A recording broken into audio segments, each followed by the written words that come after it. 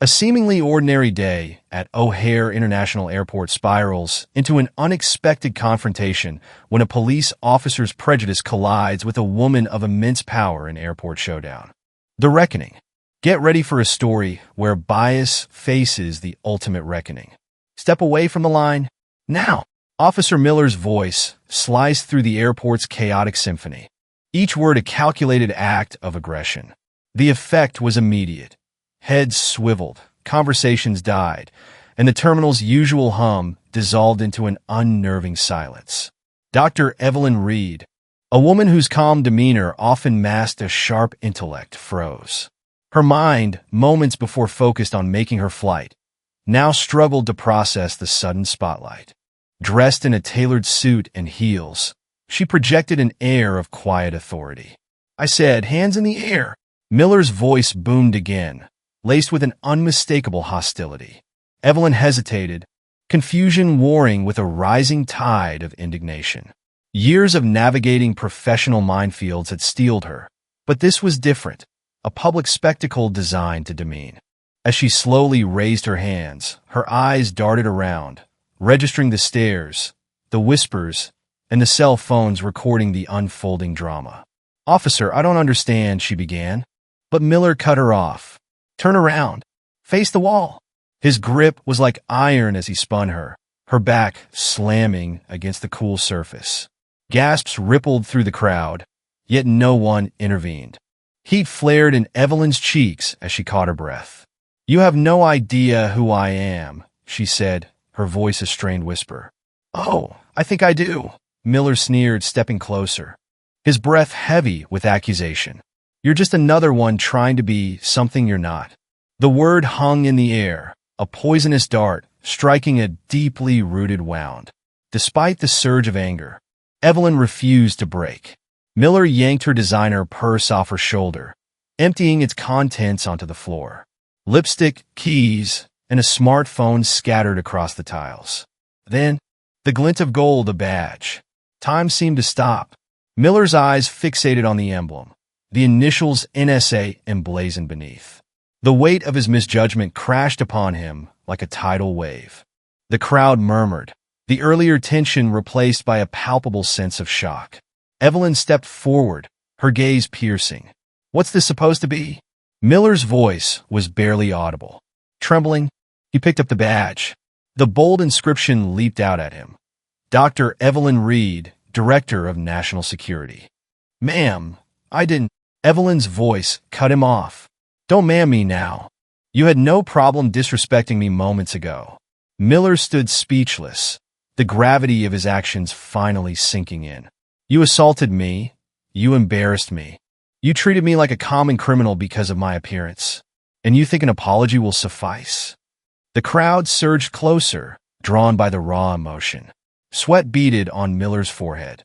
"You don't know who I am," Evelyn repeated, her voice steady, burning with controlled fury.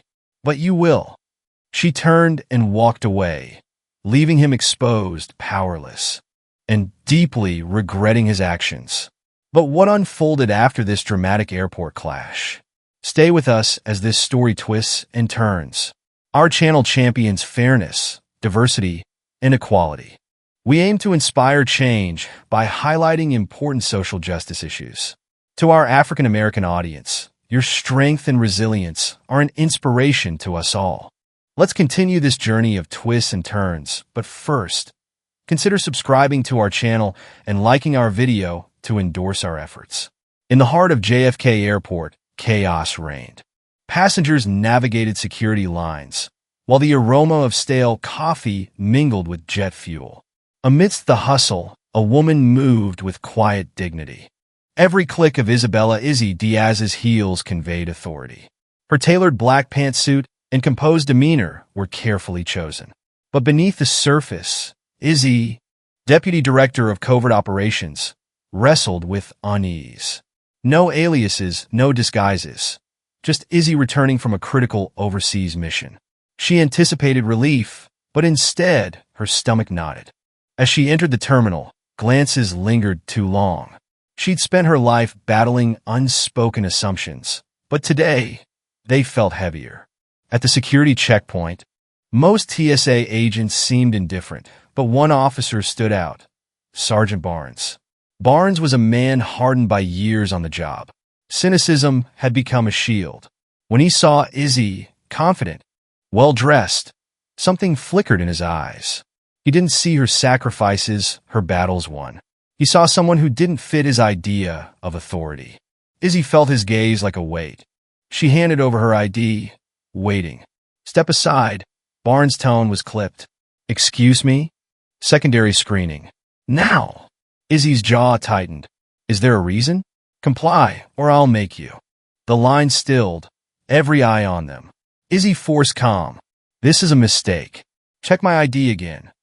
"Hands where I can see them." Barnes grabbed her arm, pulling her into the terminal center. Her belongings spilled, including her wallet, documents, and her identification card. Silence. Then whispers, "Is she a spy?" Izzy stood motionless, letting the moment sink in. When Barnes finally saw the ID, his face drained, but the damage was done. Phones recorded everything. "You'll regret this." Izzy's words were a promise. As she reclaimed her authority, Barnes' world cracked. The echoes of Izzy's departure hung heavy in the air, leaving Barnes rooted in disbelief. The initials NSA glared back at him.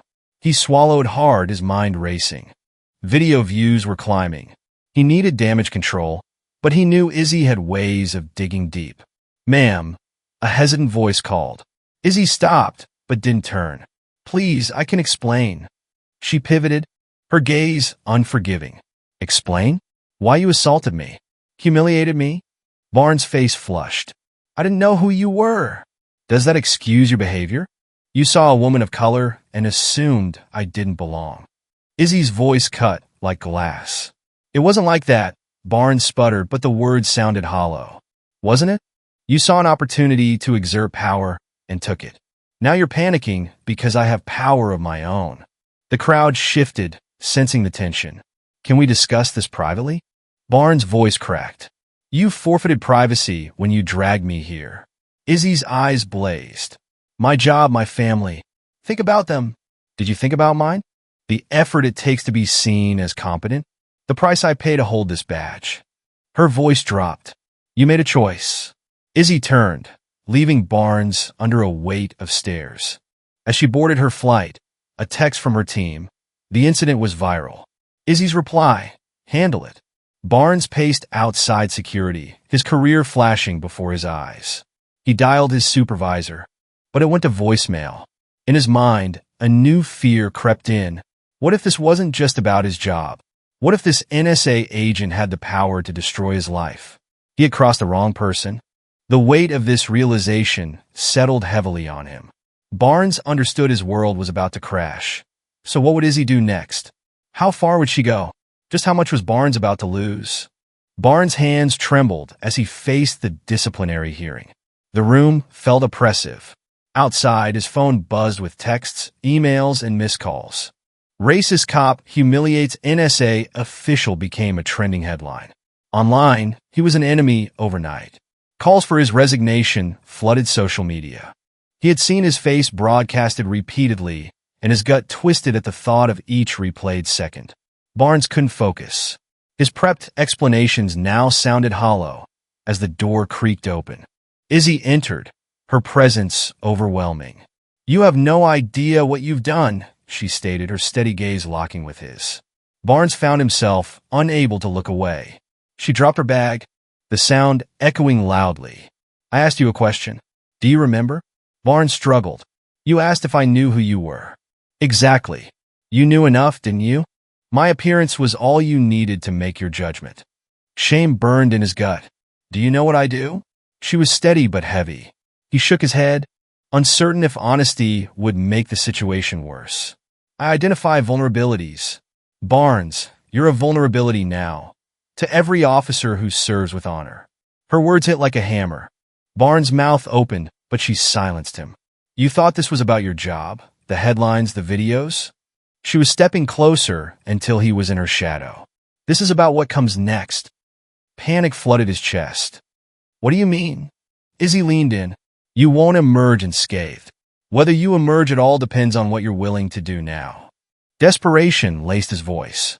I'll do anything. Her expression didn't soften. You're going to fix this, she declared. Not for me. For every person who's been in my place, powerless to stop it. Barnes swallowed, his face flushing. You enjoy power, don't you? Now, you'll use it for something useful. You'll become the face of accountability. Barnes' face was struck with horror. You're asking me to destroy myself? No. I'm asking you to fix what you broke. The choice is yours. Barnes was defeated and slumping into the chair. What do you want me to say? Her lips formed a thin line. The truth. All of it. The room fell silent. Izzy paused at the door. One more thing.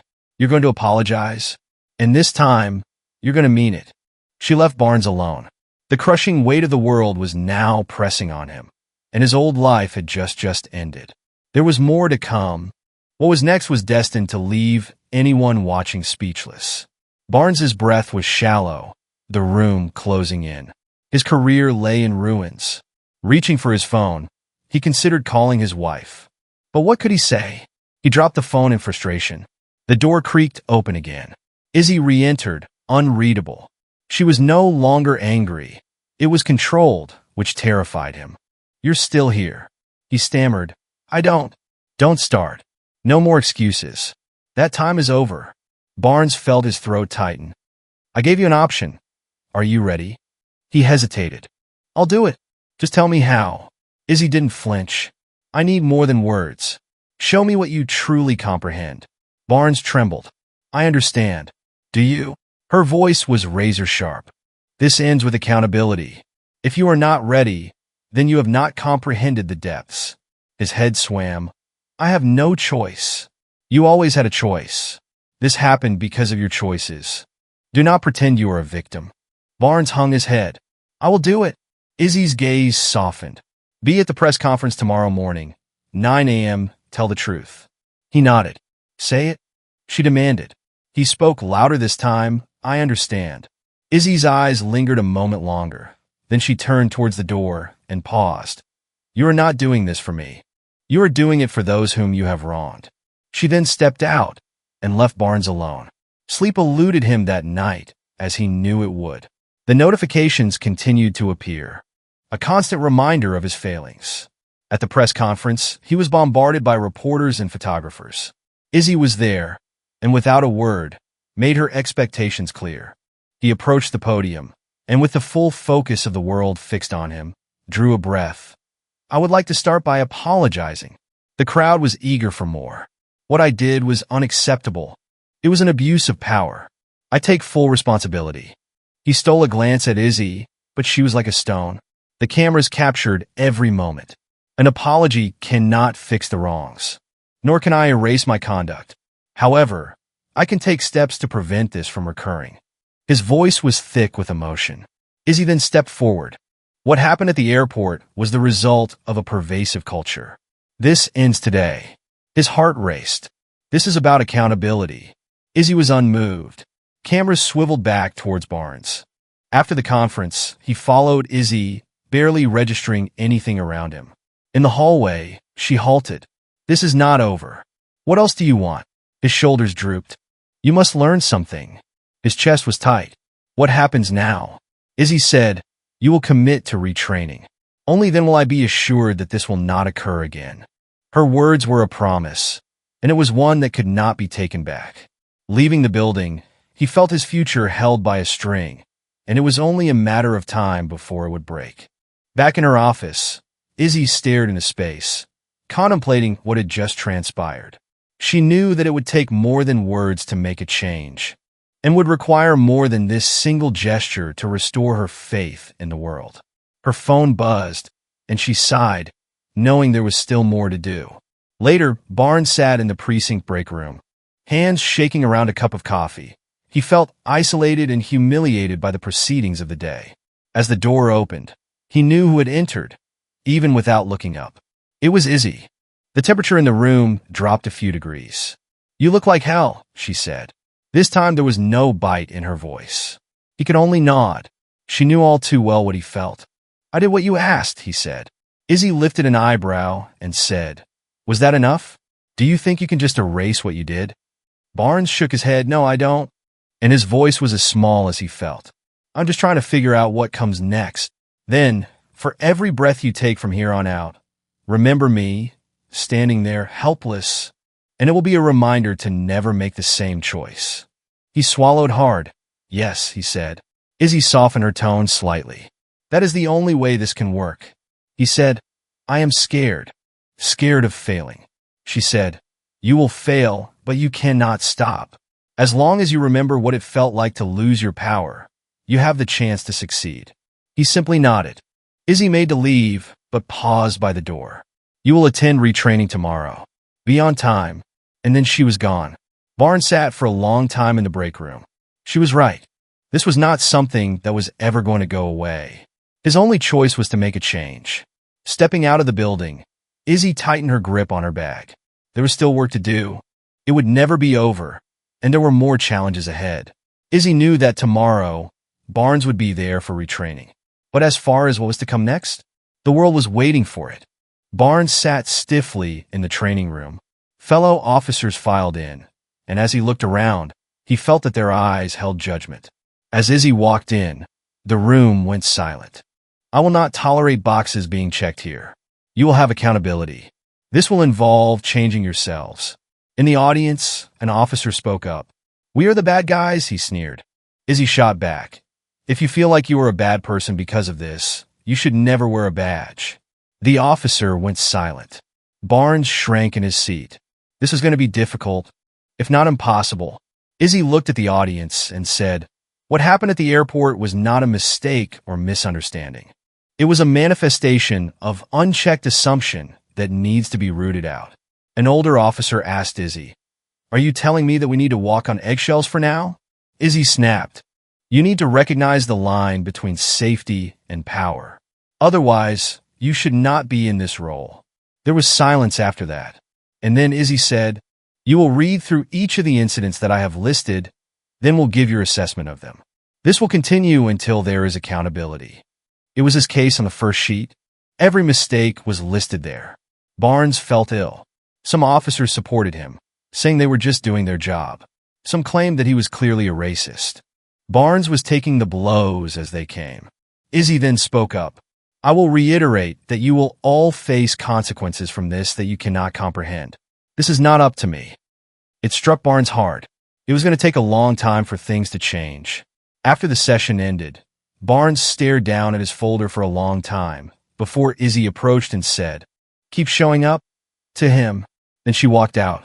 Barnes walked into the night, feeling a weight lift, but another press against him. There was still a long way to go. Izzy saw him and crossed her arms. What would happen to him? And for once, she was not sure. "I never want to be what I was," Barnes said. "However, I have no idea what to do now." Izzy said, "You will listen. That is where the path starts." She could see that Barnes was not yet sure if he was going to make it through. "What if I fail?" Izzy said, "You will get back up. As long as you rise from the ashes, you will find your way." He did not answer. Izzy said, "Be at training tomorrow," then left. Barnes did not respond, but she knew. That night, Izzy sat alone in the dark, thinking about what was to come. What was to happen to him? What would the ultimate result be? She could not be certain. Across town, Barnes had his own answers to seek, as it seemed that there would be a long road to follow. This is a tale about what happens after someone fails. It is about choices. The world is waiting. What were your feelings after listening to the story? What would you do in the same situation? Let us know.